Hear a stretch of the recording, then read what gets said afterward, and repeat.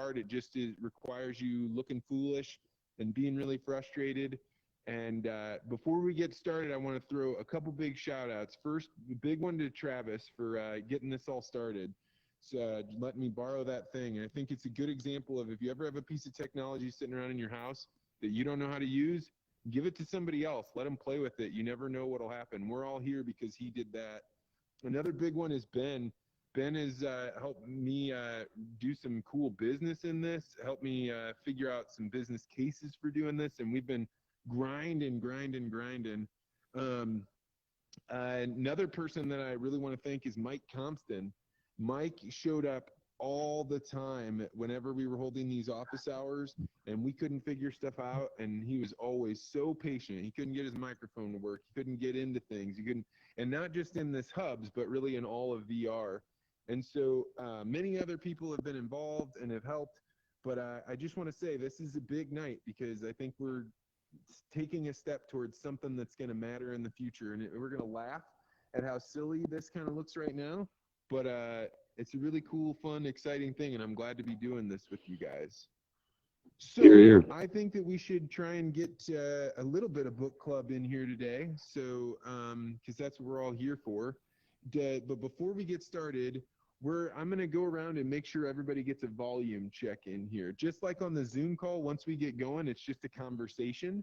It's we don't have to raise hands or anything like that. But why don't we start? Rob, you want to say a few words, and then we'll pass it on. You can kind of point at somebody, and they'll go next. All right. Oh, Lord, please don't let me fuck up. Michael. Michael, can you hear us? Can you hear me?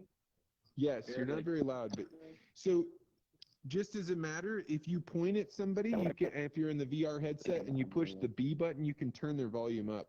So say again, Michael. Oh, cool.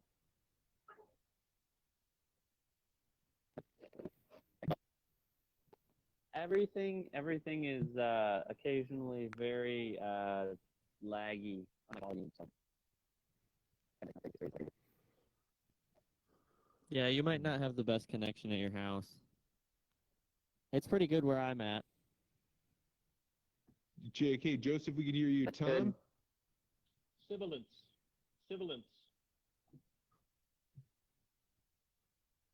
Travis? Oh, sorry. Yep, I'm here.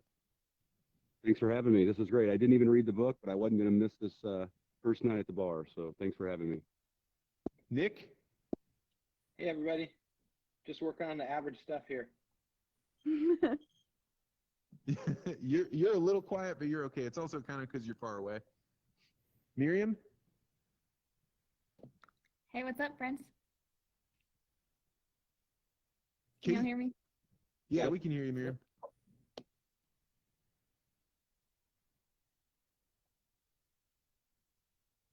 Did we lose Kate? No, you didn't lose me. I didn't know you called my name. Oh. Is that Betty? Says someone's in the Mike? lobby. That's a Yes, okay. I'm here. Ben? Lyle? I'm here. Just happy to be here, folks. Did we miss anybody? Christina is in the room somewhere, but I don't know if she's been able to make it in. Also, Danica, well, Danica left, I guess, but. All right. Well, let's start book club off by saying, Rob, this was your insane idea. How'd you find the book? What made you decide to kick us towards this one? It's something that I've been aware of my whole life. I feel like I saw the movie a really long time ago when I was a little kid. It came out in like 1982, 83, something like that. And I remember seeing it on TV at some point when I was a little kid, and it's always been, kind of a mythology that's been in my head. And I don't even remember the first time I read the book. It's probably when I was a teenager. But yeah, I mean, I don't know where to start. I'm curious to hear what other people thought about it.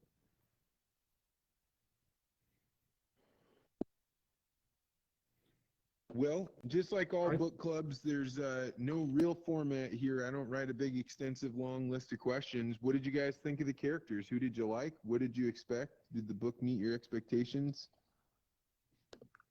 This is I not. really liked the book. It was an easy read. I got it, and I think I spent about 2.5 days, and I was cover to cover. It was it was super easy to read. It flowed fast. I felt like I got a lot bigger, a really interesting glimpse into John Glenn that I hadn't run across his character before. So I was glad for that. And it was interesting reading to me about the ego dynamic between the astronauts and as they were jockeying for position. That it was just really interesting to see how those interplays work.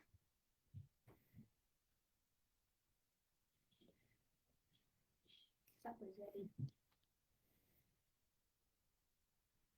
We I were think it was chatting most earlier, interesting to Kate and me I. is the whole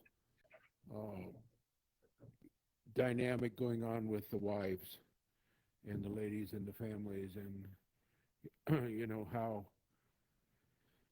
the astronauts and the other pilots thought about their wives, and the whole structure of the officers' clubs and their so-called ranks that they assumed, and you know, a bit concerning about how some of them thought about their wives, or the wives, you know, had to make their own way, pretty much.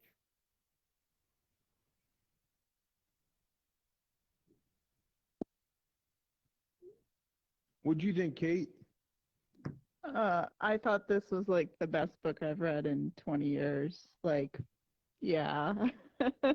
I hadn't read Tom Wolfe in a long time. I had read Bonfire of the Vanities, but his writing style is just so off the cuff and easy to read. And I think I crammed in like 200 pages a day. Like, it was very easy reading. Thanks, Rob, for the recommendation. There's just so many themes in it. I made so many notes on different parts. So yeah, I just want to let other people talk, but I definitely love this book.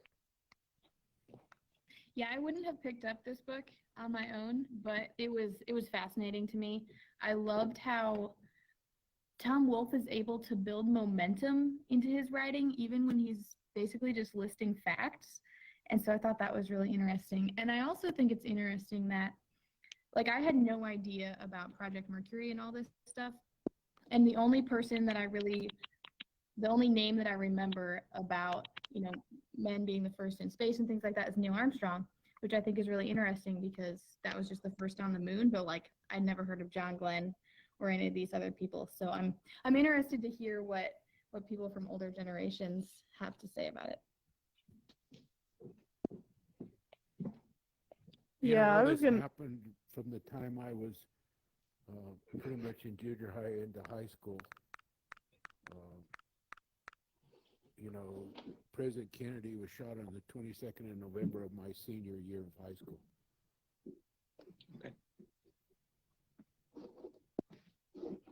Mike, do you remember a lot of the sentiments in the book with the Soviets? Yes, I do. Yeah, I remember pretty much all of it that was going on, because it was a pretty big thing at the time.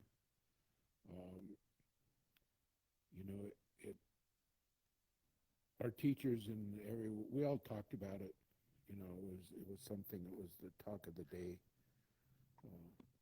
Reading this book, I realized how much those first astronauts were treated like monkeys or guinea pigs, and really how little they had to do with controlling anything, and all they were is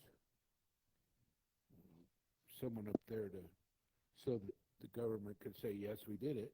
And I found it very interesting that with all the knowledge and all the technology and all the people that were working on this, that they couldn't figure out some way to take care of the urine. I mean, if you really thought about all that big issue. I mean, it's like, really? You can't figure this out? We can go around the Earth in your capsule, but you can't figure out what you're going to do when a guy's got to pee. Yeah. Well, Wally figured it out in the end. Right. Yeah. He was definitely Did my anybody favorite here astronaut. did anybody here when you were growing up have aspirations to be a fighter pilot or an astronaut or anything like that? Oh, of course. When I was a kid, Fun, definitely. man. I Totally. took the ASVAB in high school, and that was I was when I got the results back, it said I would be a great cop or a great fighter pilot were my two aptitudes based upon the ASVAB test. So I thought that was interesting. My ASVAB told me I should be a forester. It's like the polar opposite of what you did, I feel like. Danica, welcome. Hey, can you hear me? Yeah. Yeah. Awesome. Hello.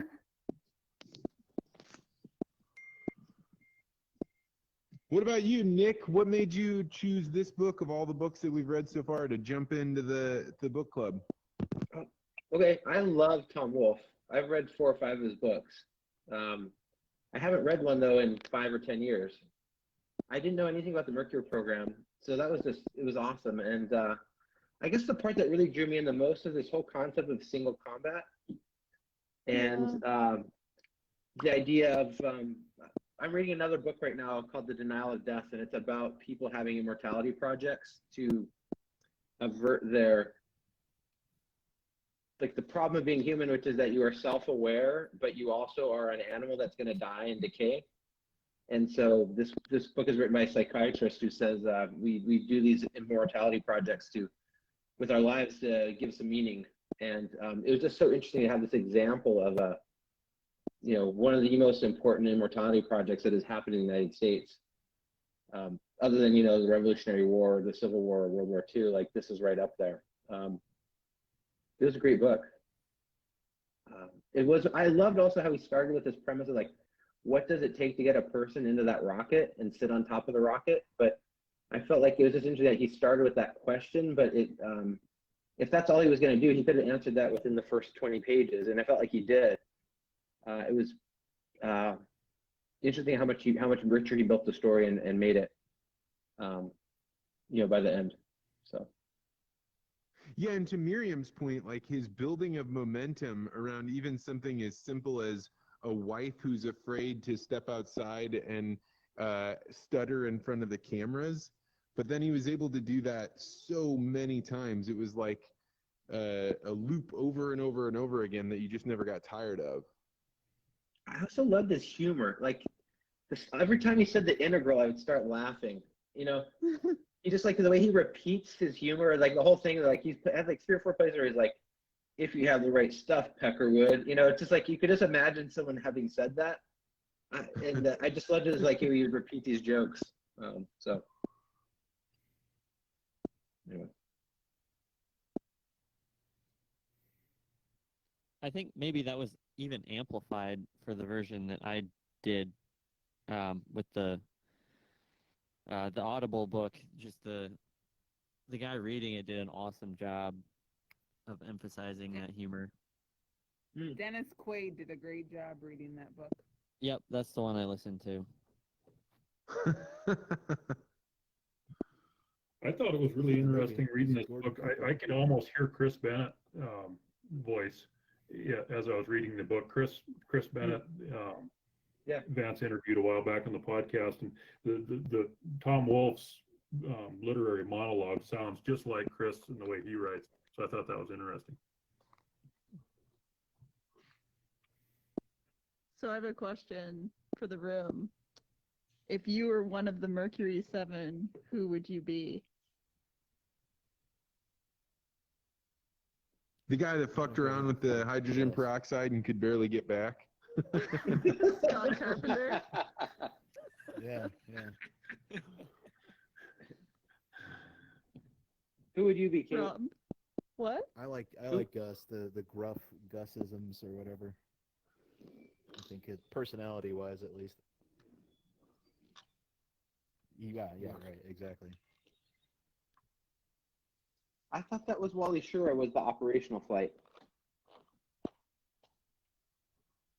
Gus is the one who kind of freaked out.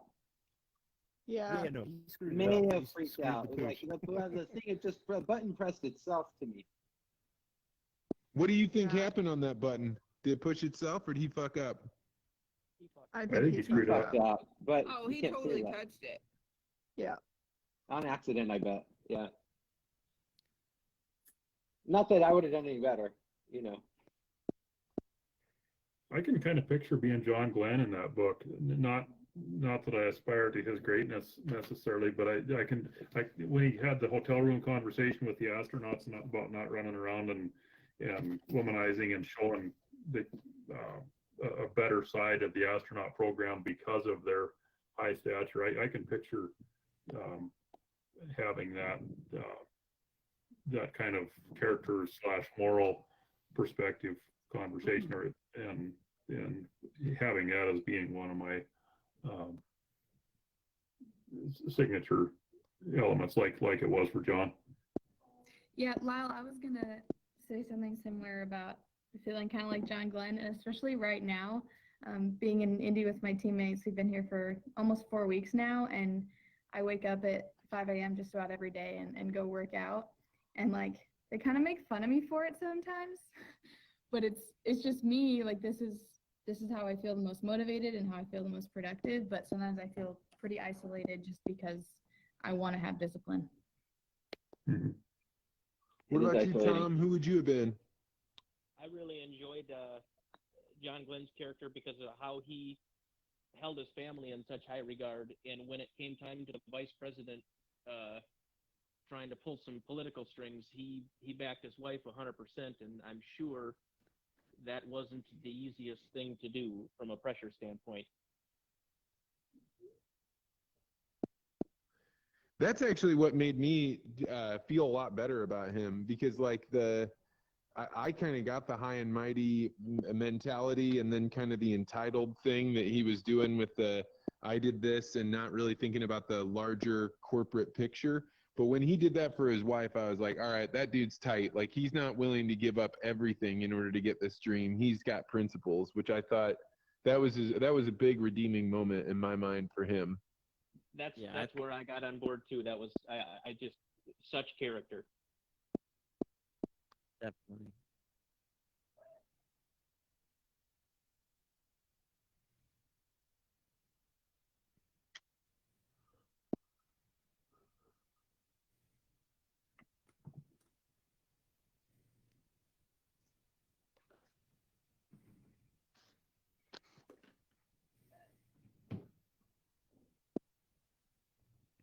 What do you guys think of Jaeger?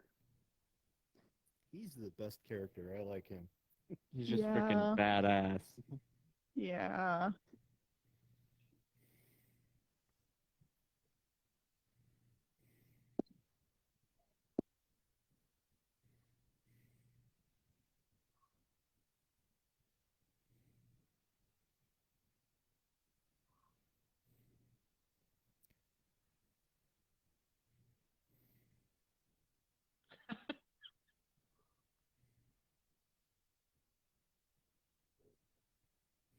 That last Started chapter out is harrowing, just like huh? those guys.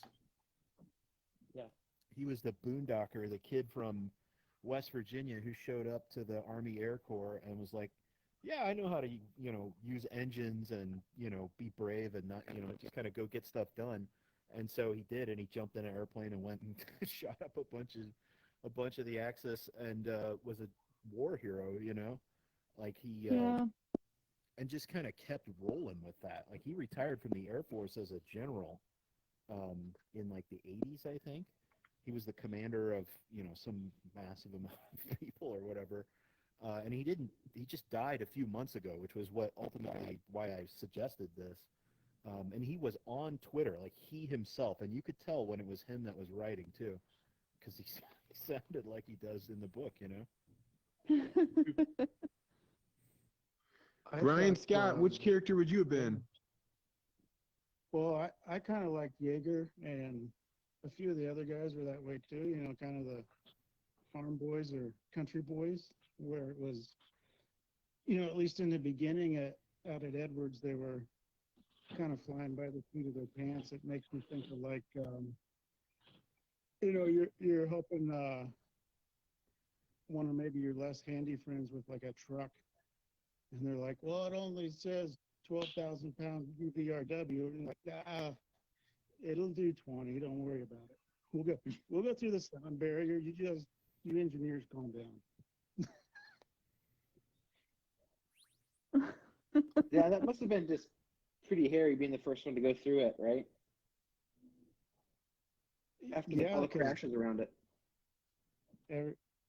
Everybody's speculating what's going to happen, but nobody actually knows. Yeah, and somehow he blocked out the speculation with his confidence. He just knew that whatever was going to happen, he could handle it, and it's like he doesn't second guess his own ideas. Maybe that's why they work. And here, close to home, just an hour from me, I'd seen somewhere that Grissom didn't get a fair treatment in the book, maybe. We've got Grissom Air Force Base right here, which was changed to his name after he died in the Apollo 1 fire, which would be after the book. Okay. And then Purdue's 45 minutes away, so cradle of quarterbacks and astronauts. So we've heard all these names before around here. I was going to say, I was reading a little bit. I wanted to know more about the Russian space program. Yeah, so Wikipedia had an article about it. I was wondering, like, is there any sort of history of it? Because how secretive it was in the book. I actually think probably why we know so much about, like, Neil Armstrong, because that's also who I had always heard about. I mean, I sort of knew these, at least the John Glenn, I knew his name, but not, if someone asked me who he was, I wouldn't have been able to say he was the first American to orbit the Earth. But I think a lot of it was just like the Russians beat the United States on so many fronts. It wasn't just Yuri Gagarin into space. It was like they did the first lunar landing, not a person, but a satellite. They had the first, like, taking a sample from the moon back to the Earth. They had the first satellite to Mars, the first to Venus. I mean, they really were kind of kicking our butt a lot of the way. Yeah, and I didn't know that until I read the book. My impression had always been like they put something up slightly before us, and then that kicked us into the race, and then we got to the moon, and that was as in depth as my understanding of the space race was. All of these, like, round after round after round of people, this is like totally new to me. Like, I compressed all of that history into a paper thin understanding. Goes to show how important rivals are. I mean, rivals are really important, right? Amen. Yeah.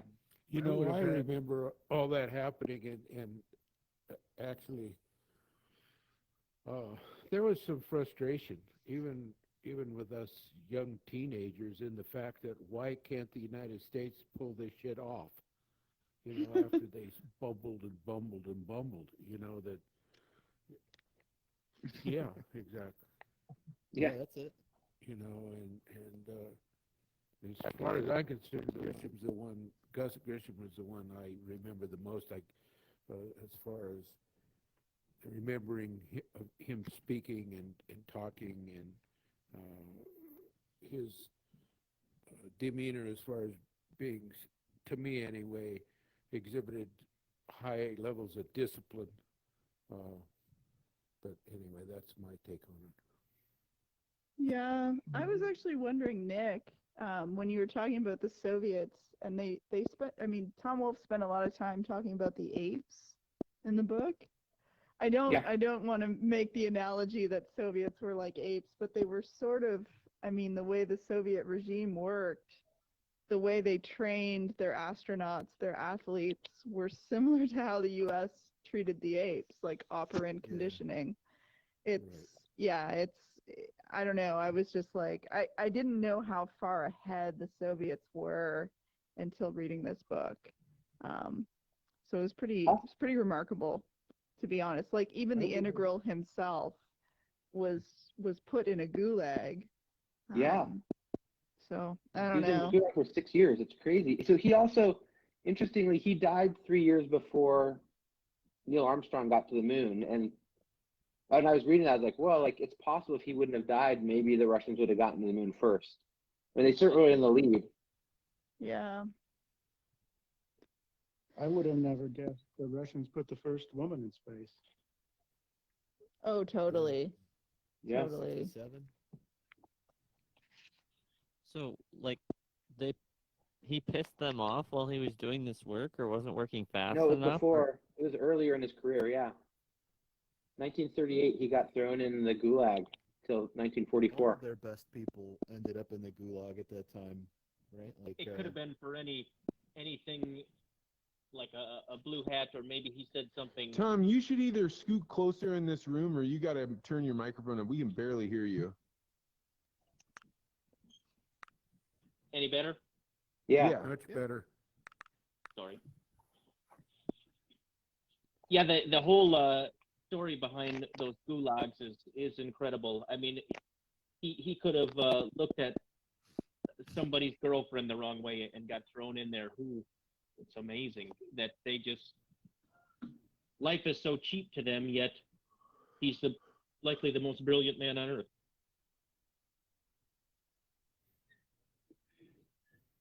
It's interesting to me that in the Gulag, it doesn't detail it specifically, but it's just interesting to me that there was so many people that were, once they got out of the Gulag, they were no longer judged by that experience. I mean, it was such a common experience that when they got out, they were redeemed, and they whatever debt the government felt that they had owed was paid, and they went on to great things in society then, which seems different than our system here, where if you're a convict, you want the convict always a convict, and no matter what it was you did, that's always a stain that's carried, or a cloud that's over your name and head. And so that's always struck me, that difference.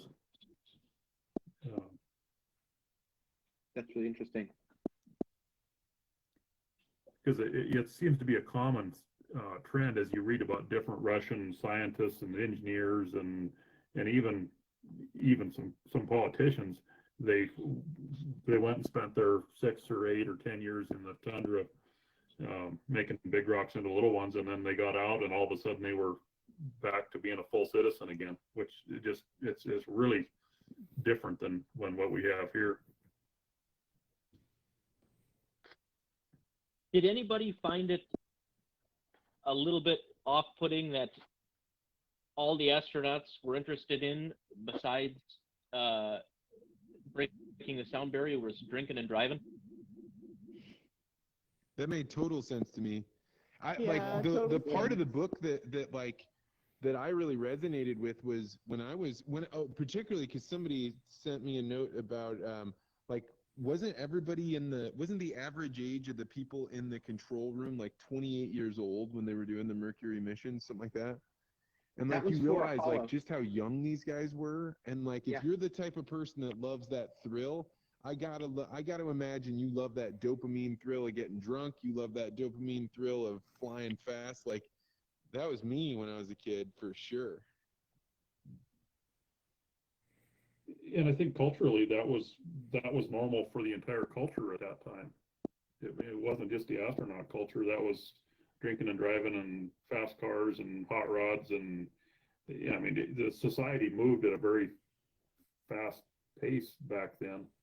At that, in those teenage younger years, and everybody smoked 2 cartons of cigarettes a week, and I mean it was a different time than what we have nowadays, where cigarettes are taboo and drinking and driving is heavily restricted, and I mean it's just a very different world.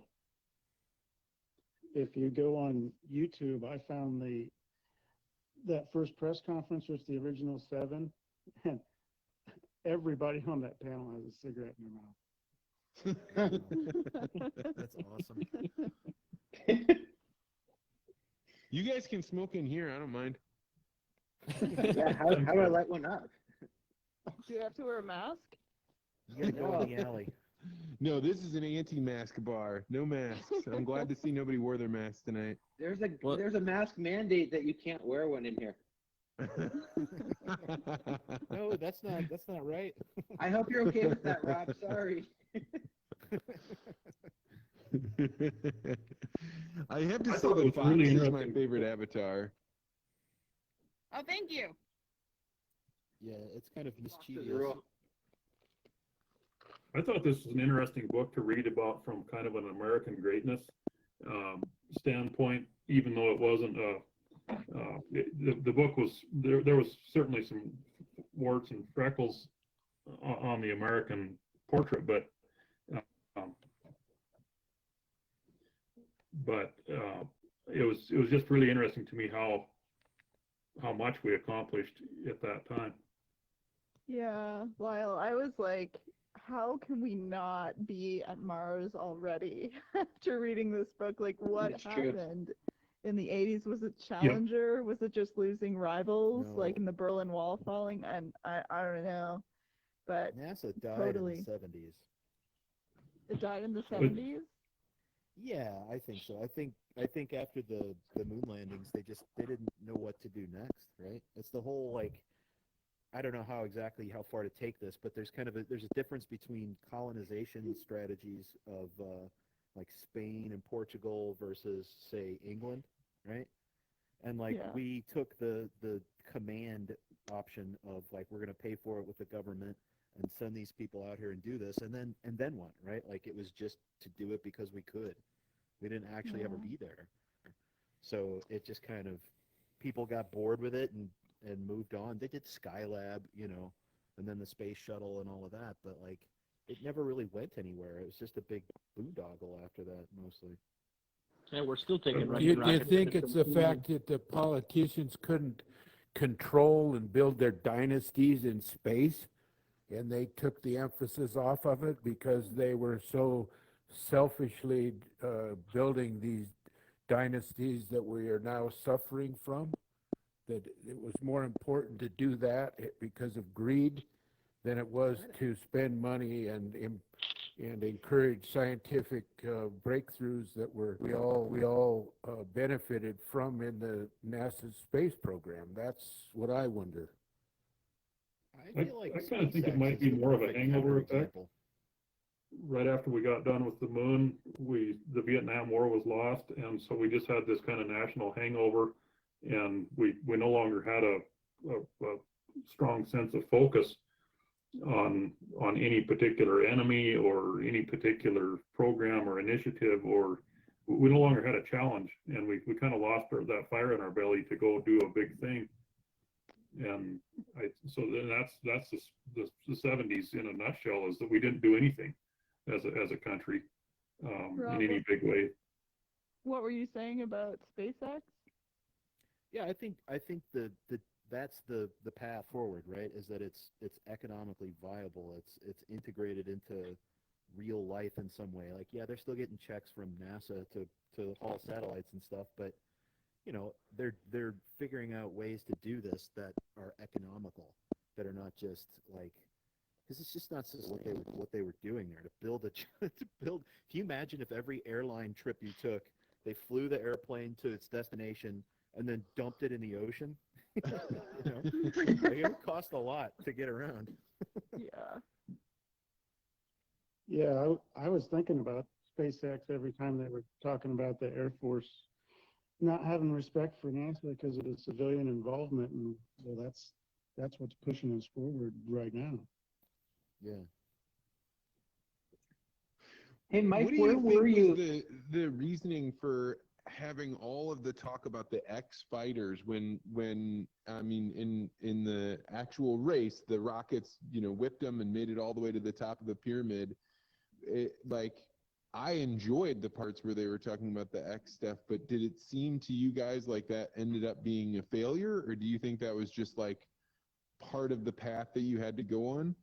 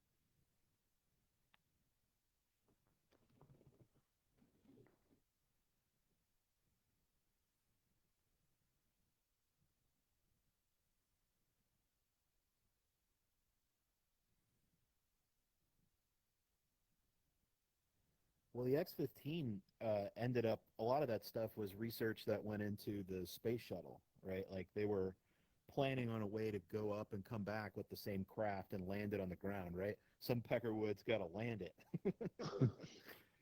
and, right? Like, and they kept flying and doing those things. Because, I mean, like when that thing went up to its maximum altitude, which is like something insane, like 250,000 feet, I think.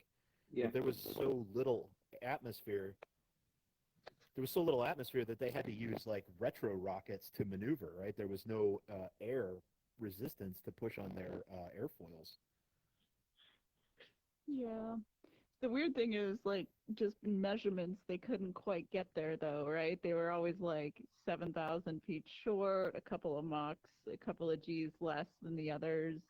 I thought it was, like, you know, they were paying homage almost to the foundations and nostalgia and conservatism that built the foundations of the astronauts. That's what it was there for, you know. But it was kind of like the astronauts stole the show, and I felt like, oh my gosh, these guys must have had so much resentment in their heart, like Walker and White, like reading about like Deke Slayton kind of just, you know, I think it was Gus Grissom talking to one of them, and he just didn't care, you know. It was, yeah, he's like, I'll wave if I see you when I'm passing you. Yeah, just incredible. You know, think the they also- whole thing about the perception and what their personal status was, I had two thoughts on that. And the first one was how much of my thinking about the great men of our time is totally done like this, where they were like the 7 guys that got chosen, and they were just, you know, monkeys, at least the first 2. That you know, we hold up in high esteem. But then at the end, when they do that biting line, I mean, like Miriam said something that probably would crush Glenn with that, like, oh, I'd never even heard of him before, right? Like all that glory, all those ticker tapes, 2 generations, doesn't even exist. Yeah. Yeah, that's going to show you you've forgotten, right? Yeah. So I thought that you Here we are. Okay. Right? Here we are, yeah. Fair point. We're in virtual space talking about him, so it's there. It's there. Yeah. And personally, like, I had never heard of Wally Schirra before, but he was my favorite by far. By far. So I'll always Because of his remember jokes? Wally Schirra from now on. The jokester guy? The jokester, the guy that showed up Carpenter, the Yeah, engineer. no, that was Deke. That was Deke, right? That was No, it was Deke Wally and Schirra. Schirra, but Schirra made the flight. Yeah. Yeah, he was the one after Carpenter. Yeah. Was there anybody you guys felt got an unfair, like if they read this book, they'd be like, fuck you, Tom Wolfe? But Kennedy wasn't portrayed as like kind of untouchable as you think about him now. The vice Yeah, that's a president. good point. Yeah, Yeah, Lyndon Kennedy- Johnson. Probably Johnson, yeah. Which I feel like a lot of people didn't like him anyway, but I thought that He had- he treated the Gus character pretty. He had a difficult task set before him, as he talked about whether or not this guy touched the escape hatch breakaway lever or not. At the end, you wonder, you know, did he or didn't he? But he makes a pretty clear case that this guy panicked and was just bouncing around in his own gourd as he was bringing the craft back in, and he wanted nothing but out of that craft after he splashed down. And the way he writes with kind of some hyperbole and about some of the other guys, it kind of makes me wonder if he overwrote that part of the story a little bit. I really don't know, but I would love to read more about Gus now and see, you know, did he freak out on that one flight, especially given the fact that all of these guys had accomplished so much to get where they were in the program. You know, how do you get to be one of the number 7 crew nationally, and yet you still freak out on your one flight that you make? So that part seemed a little incongruent to me, and I'd like to learn more there. Yeah, let's So see the guys, recent Mike events. mentioned the, Go ahead. yeah, Mike well, I'm just going to mentioned- jump in here real quick because I know February is sleep month. So if anybody was planning on needing to be at bed at 8:30, I don't want to interrupt that. We can stay after and hang out and keep talking. But before we do, I have two things that I want to get through, and then we can hang out for as long as you guys want. But the first one is, what book are we reading next month? And I'm going to put a very strong push in that we should have a shorter book this month. There's been some talk about Screw Tape Letters, which is relatively short. There's some Mark Twain books that might be kind of good. I'm open to suggestions here, but I would say we should try and keep it sub 10 hours, all the better if it's 5 hours or less, just because I have some family reading I have to do that I like. Everything's been smashed out between Seven Pillars of Wisdom, The Hobbit, Zen and the Art of Motorcycle Maintenance. So I got And a then short one for you. Oh, sorry. Well, and then the second thing that I want to talk about after we're done with that is, how did the space work and what did you think of the VR experience? But we'll do first the book. Heart of Anybody got a Darkness? suggestion? Oh yeah. Go ahead, Rob. Yeah, The Heart of Darkness, which is I think this is like 150 pages at most. Yeah, sure. But it's. Can you guys hear me? Yeah. Yeah. Okay. Yeah. So it's a book by Joseph Conrad. It's about a guy going to. It's basically, if you've ever seen the movie Apocalypse Now, that is based on this book, but it takes place on the Congo River in Africa, and this guy is sent down to figure out what the heck has gone wrong with Colonel Kurtz down there, and to set their operation right. So he goes and travels up the river, and has this encounter, and kind of as he goes, civilization is like getting more and more tenuous as he goes up the river, and it's really a beautiful story. But well, I don't know about beautiful, but it's good. What? That's a book I wanted to read for a while. I was going to throw out Siddhartha because I tossed Vance a copy of that a year ago, but Heart of Darkness is one I've been wanting to read for a while. Those are both good books. I was going to recommend The Prince by Niccolo Machiavelli, but we can save that for later. It's short, but it might not be as fiction-y. So I'm going to leave it open. I had thought about the book Alas, Babylon. I don't know if any of you guys have ever read that book, but I think that is a very interesting book, and it talks about like what happens after a major catastrophe happens in society, and they have to go back and rebuild, and like what would happen right away. Like, how would people partition themselves? How would people use power and force and trade? To me, it's an excellent book, and it's written at the probably like a high school sophomore level, so it's kind of fast, but I would love to read it as an adult. What is it called, Vance? Alas, Babylon. Okay. Cool. Yeah, I would vote for I was that. going to make the case for A Connecticut Yankee in King Arthur's Court by Mark Twain. But that was before Rob suggested his book, which I do want to read.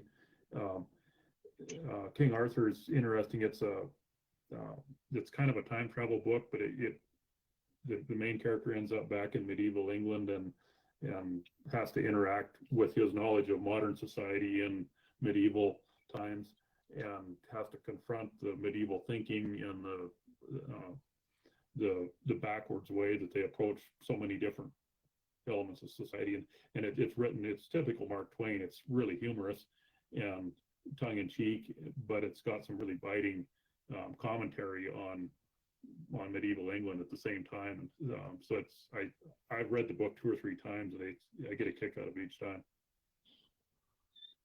Okay, so let's do these. Let's do Heart of Darkness. If you want to do that, go over by the Tom. We'll do it like a Iowa caucus.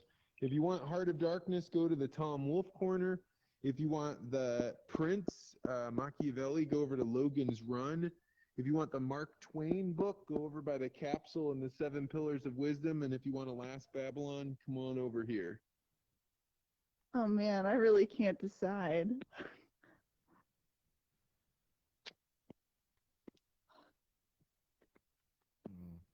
Where's the last I'm Babylon actually bit? with you, Vince.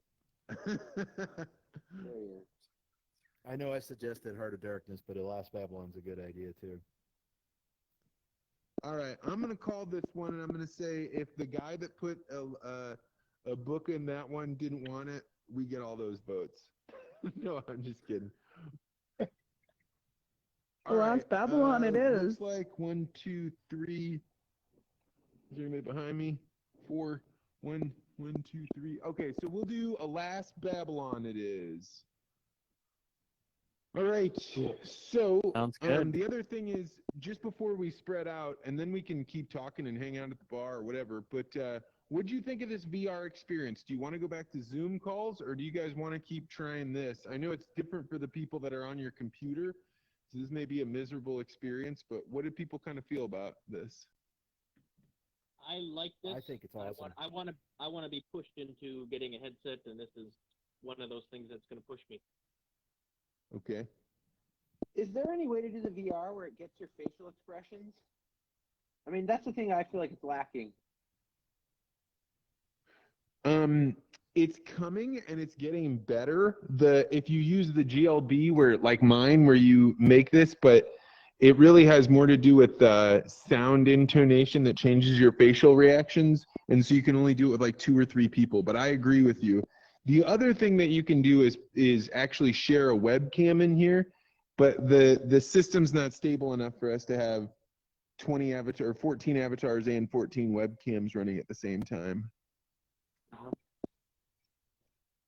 Yeah, also, I like this. I had a lot of fun playing with it, and I would like to try it again. And I'm feeling the push to get a VR headset to get the full experience. But I think there's definitely it's useful to be on the front edge of this thing and get it figured out ahead of people.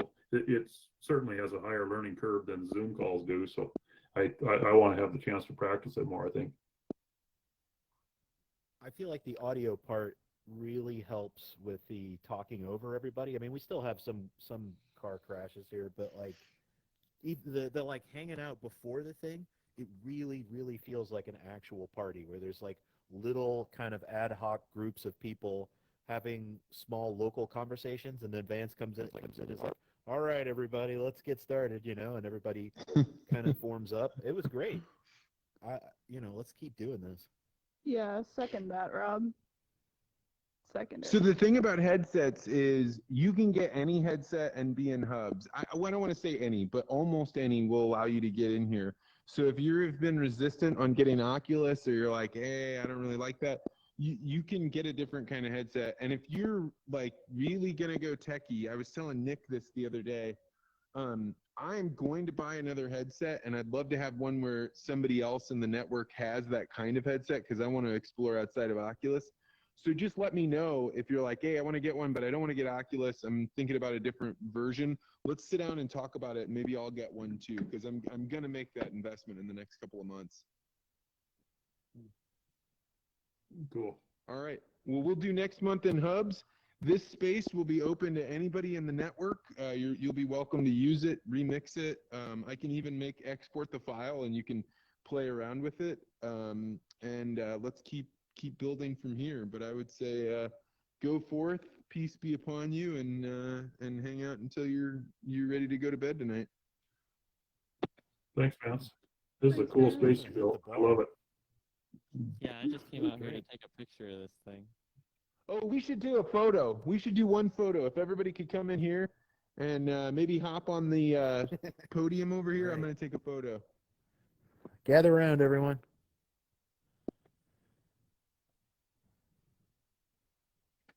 I know we lost some people already, but oh well.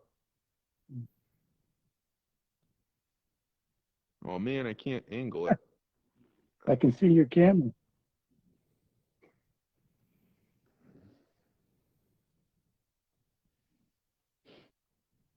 There you go.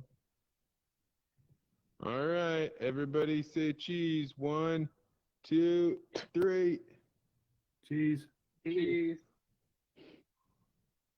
All right, we'll see if I can get this exported. I don't know how, but I'm going to give it a shot. You have? All right.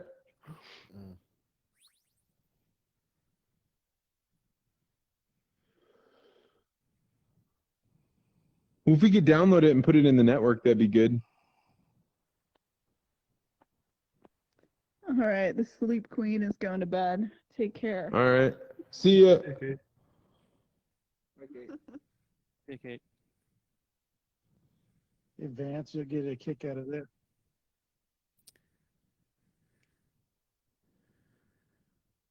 See you, Ben.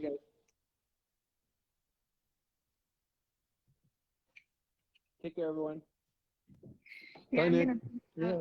Well, it's good to see y'all. See you, man. See you, man. Nice.